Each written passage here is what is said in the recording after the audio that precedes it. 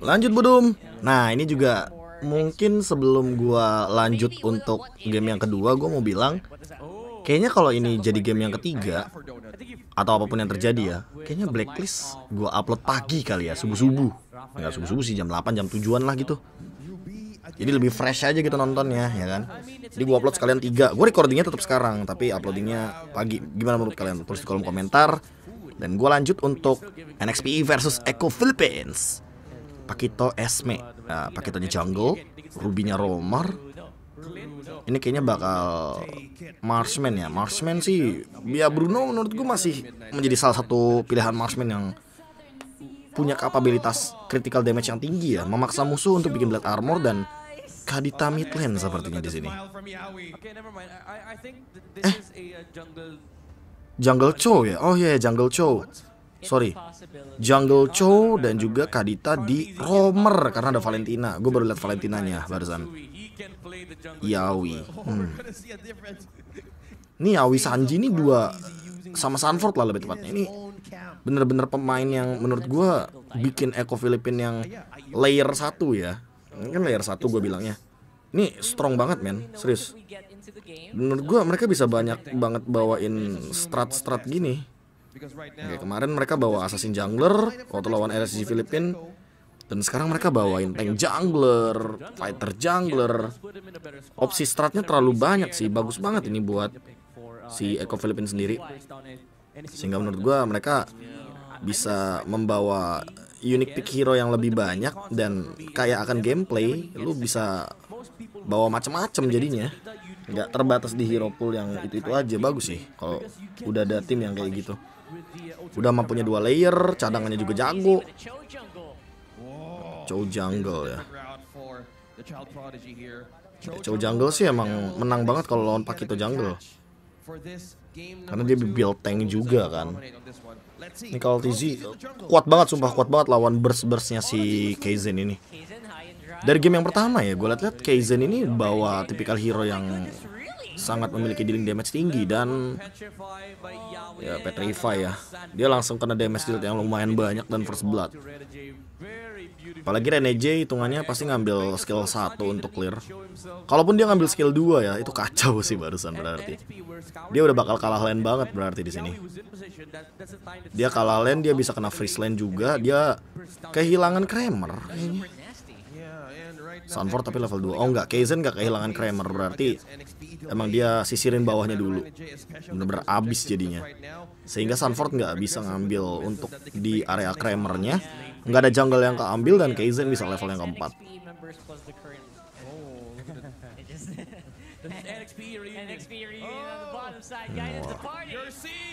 Nggak bisa sih, Renege ini juga nggak bisa menangin laning sih ya. Dia lawan tipikal D-Rot gini susah lah Esmeralda. Apalagi kalau ada Petrify-nya, mati tuh Renege. Langsung warrior boots nggak tuh? Donat tuh Elf Dragon. Kalau TZ ini emang tahu banget power spike Chow Jungle. Shunpo. Wah, di cover pakai go away nggak tuh? Sakit banget barusan. Kan ketahuan. Nah, pas udah jab itu Kaizennya nggak punya escape lagi, langsung dipakein go away. Gila sih itu mind blown juga gameplaynya. Yawinya level 4 dan dia punya Petrify. Bye bye Kaizen. Gila. Game sense-nya boleh-boleh tuh. Game sense-nya dia tahu berarti jabnya udah dia keker. Roway dan masih bisa selamat. Crimson Strike nggak bisa, nggak nyampe. Ada batu di sana, dia nggak bisa flicker juga Sanfordnya. Perhitungannya bagus banget untuk ngelepasin flicker. Kalau seandainya nggak ada batu, itu udah pasti instant kill harusnya Renege. Tapi ya balik lagi, nggak ada target. Sanji, oh nggak dikejar, damage-nya kurang berarti di sini. Kena efek slow, Carl. Jutkunedu, skill satunya Cho emang dari awal walaupun lu bikin tank tetap sakit sih emang damage-nya. Chow Jungle nih cukup perfect gara-gara emang dia dapat level yang cepat, sehingga ketika nanti lu tuh berada dalam level yang lebih tinggi, lebih ahead jauh banget, itu sudah bisa dipastikan bahwa lo akan memiliki power yang lebih tinggi damage dari segi skill. Yawi, tawan. Raw wave, I'm offended. Covernya cepet banget. Langsung dibadanin dua orang sekaligus ya. Ada Sanji, ada Carl. Salah-salah langkah dikit itu malah donat yang kemakan. Ada I'm offended balik ke Sanji. Sanji emang kalau ngambil ultimate ya paling ultimate-nya Ruby doang sih. Mau ambil ultimate Eve kayak nggak ada impact maksimal harusnya. Kalau ngambil ulti Eve kayak nggak ada pasif kan. Jadi sayang banget. 1v3. Ya kali nggak mati. Nggak mati. Real manipulation. Lu ngedeal damage kayak gitu udah enak banget. Sanji, wah dateng dia. Yelihes, masa sih mau commit? Wah, ketahuan gak tuh? Di zoning midnya.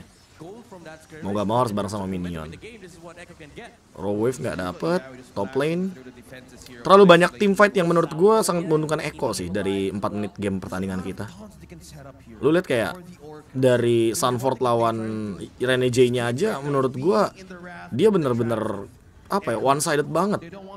Lu ngelihat Rene J yang kalah laning phase kayak gini, Esmeralda ya udah pasti bakal bonyok juga sih selama team fight berjalan. Apalagi Sunfordnya menang level, menang item. Dia ready banget buat team fight nih. Apalagi 2 poin kill gini kan, udah ada persenan tambahan buat power dia di spell fam, Abysm Strike. 3 kill nggak tuh? 3k. Benny cute, langsung ada go away. Wow, diusir nggak tuh donatnya? Dia tahu cara untuk ngedeal damage pas ada minion ya. Yawi down. Nah, Sunford ngeri nih. Ada minion. Tuh, dia manfaatin minion sumpah buat basic attack. Nih. Tuh kan. Bener. Tahu dia cara manfaatin Dirot. Tapi emang Dirot itu tipikal hero yang bagus banget kalau misalkan ada banyak minion sih lifestyle-nya di basic attack yang ketiga. Dimana itu secara pasif akan terus meningkat dan bahkan dibikin War X. Emang bedanya Dirot kita dan Dirot di MPL Filipina itu untuk itemnya War X itu lebih priority ketimbang item seperti Hunter Strike. Soalnya kalau di kita Hunter Strike rata-rata butuh movement speed, dan sementara itu kalau di Filipina tuh rata-rata mereka manfaatin di power dari ininya, power dari tim fight jangka panjangnya. Karena dia tahu dia bakal ngebadanin banyak orang, dan dengan item War X lu punya tambahan darah serta beberapa poin penetration yang penting untuk memberikan dealing damage tambahan lah, gue bilangnya. Dealing damage tambahan, dealing damage yang bisa menjadi bonus untuk daerah itu sendiri.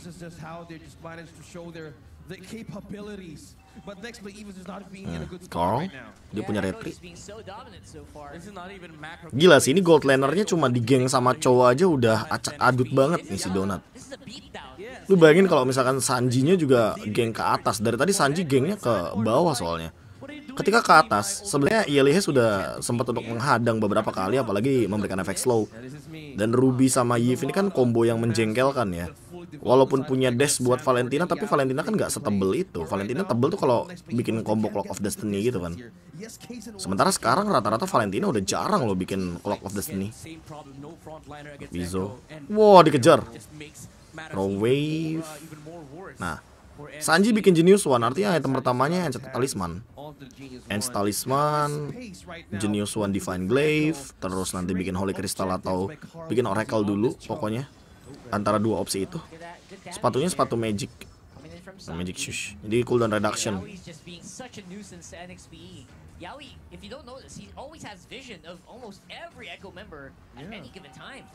Serem sih emang nih. Line up bawa Kadita gini serem sih kalau jadi roamer. Beda lah kalau misalkan jadi mid laner, lu mungkin kayak kayak ke pick off gini nggak worth it lah. Kalau jadi mid laner kan lu sumber damage-nya kalau mid laner. Nah, ini kan ada mid laner balasannya tuh, Sanji pakai real manipulation. Sakit sih, 15 stack juga dimanfaatin.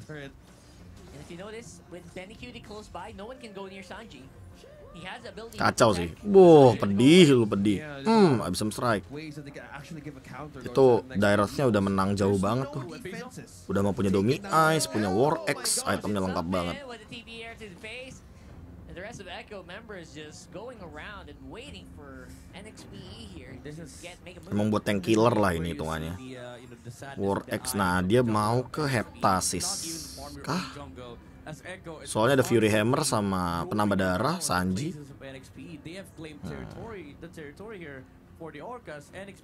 Oke. Kalau Blade Armor, item yang menarik sekali untuk mengcounter Donut, yang dimana dia tidak bisa mengcancel basic attack-nya kecuali dengan recall ya. Dan dia juga nahan damage dari Kaizen, jadi Kaizen mau nggak mau harus bikin Malefic Roar. Lumayan PR sebenarnya emang. Nah Benny Kid tinggal lempar ini sih, tinggal lempar boneka ke arah depan. Ketahuan pasti, udah pasti ketahuan banget itu. Carl, Petri.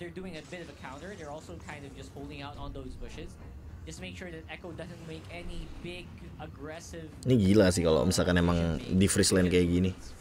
Tapi sebenarnya udah ada ini sih, udah ada poin plusnya karena memang Magic Sentry-nya kebuka. Dan menurut gua Eko ya bisa ketahuan sih pakai Magic Sentry di area top lane. Poin plusnya aja Lord di bawah, jadi mereka nggak bisa maksimalin untuk Magic Sentry-nya buat NXP EVOS.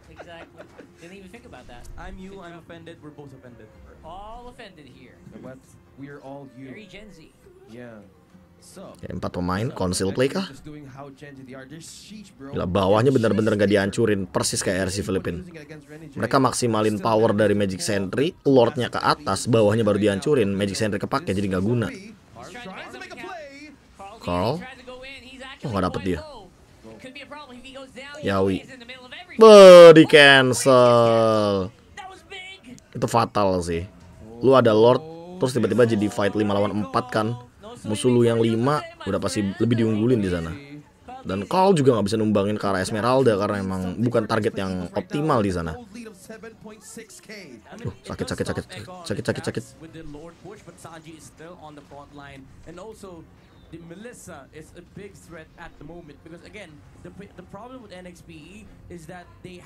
Nah kan, sekalinya Magic Sentry di bawah ya, nggak ada guna soalnya mereka udah pada ke atas. Sesuai kan skema permainannya. Dan Magic Sentry di atas sudah dipakai ya pasti, karena sebelum Lord muncul mereka juga udah wanti-wanti di depan sana. Yves kah? Oh, enggak sih. Balik, terkena efek slow langsung mundur. Carl tahu sih, Chow emang kelemahannya ada di efek slow. Kalau misalkan dia kena efek slow, dia nggak bakal bisa maksimal buat nendangnya. Harus bener-bener bikin play yang kayak boom gitu loh, surprise gitu, surprise attack. Lu tiba-tiba muncul, Jut Kunedunya connect tanpa efek slow, lu Shunpo tendang, itu udah bakal jadi poin optimal banget. Yang bisa cancel di sini juga siapa coba? Ruby sih sebenarnya. Ruby-nya ditendang dari tadi. Dan menurut gue emang target yang paling optimal itu Ruby, soalnya Esmeralda tuh bukan tipikal stopper. Jadi dengan The Way of Dragon lu bisa pick off Ruby, lu bisa pick off Roamer aja, itu udah untung banget buat Eko. Eko main front to back itu bisa pakai power dari Kadita kan, udah cukup banget itu damage-nya. Yawinya juga bikin Conceal, Clock of Destiny langsung bikin Divine Glaive. Udah cukup lah penetrationnya ini. Genius One, Divine Glaive, terus juga udah ada Holy Crystal Sanji-nya. Burst damage-nya makin-makin sih sebenarnya. Carl ini kayaknya mau bikin Guardian Helmet biar lebih secure juga di area Lord. Oh, Yawi. Kayak ketahuan. Yang kelihatan di map itu cuma ada Sunford sama Yawi. Yawinya pas ketahuan di bawah, Sunfordnya langsung muncul di atas biar ngasih sebuah distraction atau gangguan dari segi informasi map yang sangat penting sekali bagi NXP EVOS, karena NXP EVOS lumayan gelap di sini mapnya. Mereka nggak punya kapabilitas untuk masuk ke dalam area jungle karena ya ada Kadita ini. Kadita bikin teman-teman dari NXPE juga ragu untuk masuk ke area jungle karena rumput manapun udah bisa dijadiin tempat ngecamp buat si Kadita.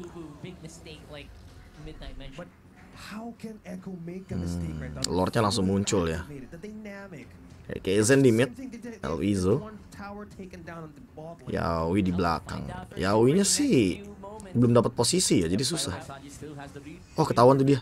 Yawi dapetin info. Carl jangan jar. Shunpo. Sakit sih tuh. Donatnya lakuin basic attack ke Carl TZ aja mantul banget damage-nya.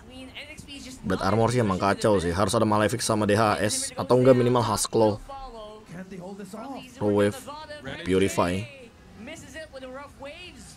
Carl TZ juga dilema sih, dia mau nendang siapa, nggak bisa nendang Yves lagi. Paling kalau mau Yves di cancel aja sih. Bawah masih banyak minionnya. Benny-Cute dia punya orange buff. Magic Sentry kanan kiri. Cerah tuh langsung tuh, aman harusnya. Masih bisa defense ini. Carl, sakit loh itu. Si Donut mukul-mukulin lu. Pecah nggak tuh? Seperempat darah yang tersisa. Yaoi. Genius One, second itemnya. Dia mau ngincer Ruby banget itu. Si Kaltis itu tahu kalau seandainya dia nangkep Ruby sekali aja, itu udah jadi poin plus banget. Soalnya mau gimana pun caranya ya, Ruby-nya udah pasti bakal kena shutdown. Di all in, gak ada stopper, ditabrak udah hilang. Pola permainannya Echo di sana. Sunford. Nah ini nih, Elpizo. Cancel. Rene J, di dodge. Raw Wave, wah Raw Wave-nya tiba-tiba ada di depan dong. Sakit banget dealing damage-nya.